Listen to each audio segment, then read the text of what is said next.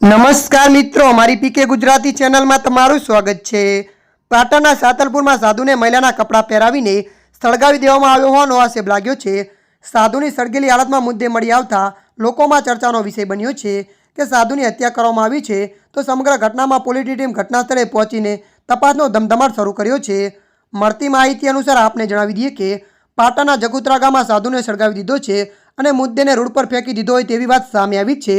સાધુને મહિલાના કપડાં અને પગમાં પાયલ પહેરાવી છે અને ત્યારબાદ સળગાવી દેવામાં આવ્યો છે। અર્ધસળગેલી હાલતમાં સાધુનો મુદ્દે મળતા ભારે ચકચાર મચ્યો છે। સાધુની હત્યા પાછળનું કારણ અકબંધ છે અને પોલીસે આસપાસના સીસીટીવી પણ તપાસ માટે લીધા છે અને સ્થાનિકોના નિવેદન લીધા છે।